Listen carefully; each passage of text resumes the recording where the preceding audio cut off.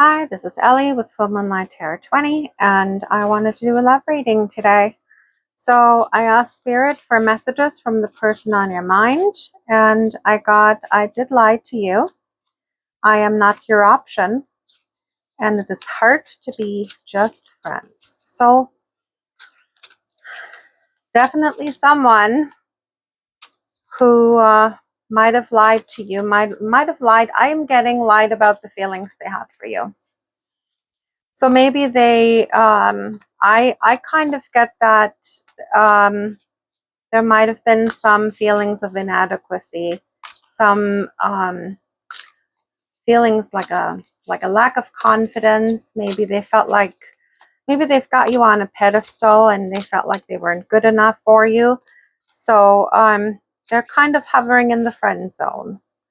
At the same time, maybe you are kind of dating other people, and this person doesn't want to just be an option to you. Let me just shuffle the Love Oracle cards here. We're going to see if we can get some more messages about the situation. The thing is, when someone is lacking self-confidence, that is something that they need to work on within themselves, right? That's nothing you can help them with. And honestly, it shouldn't be a relationship that boosts your self-confidence. You should have that self-confidence before you enter into a relationship, because there's going to be an imbalance otherwise. Both parties kind of need to be on an equal energetic standing, I feel. And I think sometimes people have their ego rule them when it comes to relationships, and they're more focused on, is that other person going to make me look good to the world around us, right? Is it going to raise my status within my friend group, within my family group, to be with this person? And that is not the right frame of mind to be in when you're looking for a relationship, right? But I feel like that's kind of what's going on with a lot of the relationships today, because the standards of everything have changed. And the world really has become more self-centered. And it's really sad to see that a lot of couples, they don't even know what love is. And there really is not a lot of love in a lot of relationships today. And a lot of relationships are not built on equal give and take, and they're not built on stable, solid foundations of love and respect. It's really sad to see.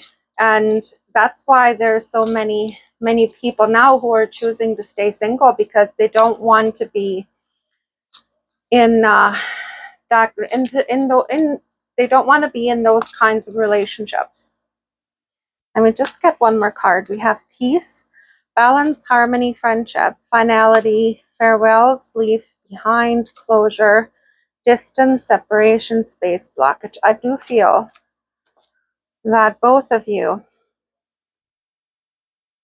hang on, I want to make sure that all the cards show up on the camera. They do want that peace, balance, harmony, and friendship. I feel that both of you want that. But right now there's separation between the two of you. But there's, with that only you devoted attached grave, I feel like there's a little bit of obsession going on, and obsession is kind of unhealthy. Now with the finality card, farewells, leave behind, and closure, I feel like there isn't any closure in this relationship at this point, because as long as there's a connection, if there's like some friendship happening, how can there be closure? And as long as this person is feeling obsessed and is thinking about you all the time, it's really hard to have closure there too. But I'm also wondering if they're closing out things in their life. This can be that they're closing out past chapters. This can be if they ended up choosing someone else over you, for instance, or sadly some people will listen to their friends when it comes to dating, and maybe they listen to their friends instead of listening to their own heart, and stayed friends with you and didn't ask you out, right? Then maybe that's something that they've worked on, and maybe this is something that they're leaving behind now, right? This chapter of their life where they can't make a decision for themselves without consulting other people, where they're letting third parties interfere in their relationships, right? Maybe that's something that is ending here. Distance, separation, blockage. Yeah, well, I feel like anytime there is a separation between two people who care for one another, it's because there is an energetic imbalance. So one person is on a different frequency energetically than the other person. And until either one person lowers their energy and their frequency, or the other raises their energy and frequency, and you do that by working on yourself, right?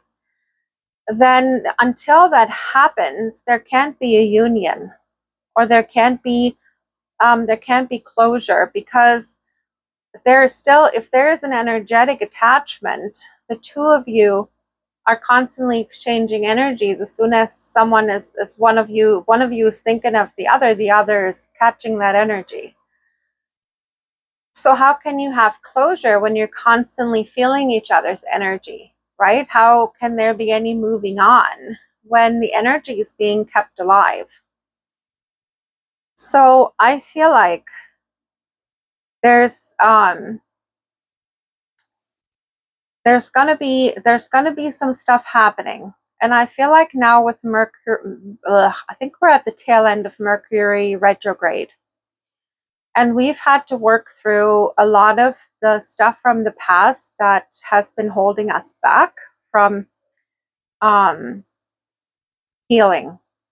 There are a lot of stuff energetically that's come up for us to work through and heal, and there might have been people from your past that you've had unresolved issues with that have come back in just for you to work on that, right? They come in and hopefully you work out your differences, and then they exit again, right? So I feel like something's happened during this Mercury retrograde. I have such a hard time with that word. So let me just see.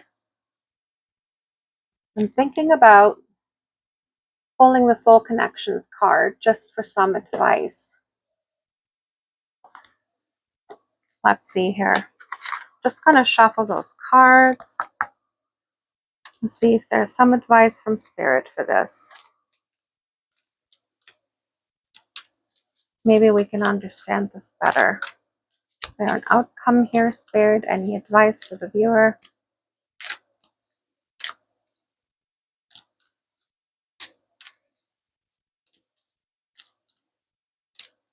But at least the sun's come out. I got drenched earlier. I was out running around, and I got poured on.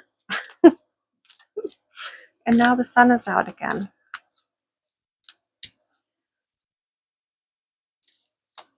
Hang on, Spirit's making me shuffle.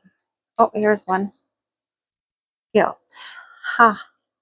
Don't let guilt get in the way of happiness. Very interesting.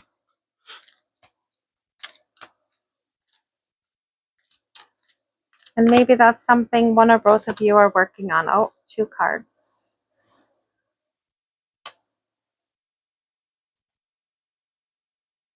Let's see if I can get them both on the camera here. So maybe that's a lesson for both of you about guilt, because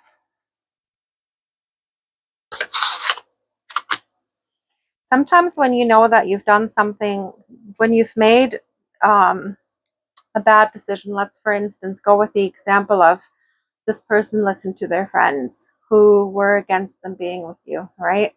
Just an example. Doesn't have to be the case for any of you. Now they're feeling guilty for having listened to those people, right? And sometimes when your ego is still kind of giant, and you don't really want to admit your guilt in this, right? Then often what happens is maybe you try to avoid that person, you avoid talking to them because you don't want to admit that you've done something wrong, right? So that right there shows if you're emotionally and mentally mature enough to actually be in a successful relationship. If you can't admit guilt, if you can't talk with the other person about it, you can't have a successful relationship or connection with this person. And maybe that's something that you guys have to work on, or this person has to work on. And here, the learn card, let love show you how to learn from each other. And that's just it, right? Any kind of connection you have in this life is there as a learning stone, right? It's like a step in your learning as a soul. And whether this is a romantic connection, whether there's a friendship, all the people in your life serve a purpose, and you have a soul contract with each and every one of them, even the people who are only, let's say you pass someone in the street and all you do is have eye contact, and maybe this person smiles at you and it really makes you feel good, and you never see them again. You had a soul contract with that person, and that's all they were meant to do, is help you feel good, right? But most people in your life that you have more intricate connections with, you have a whole list of things you're supposed to be teaching one another in this lifetime, and probably some karma to resolve from past lifetimes.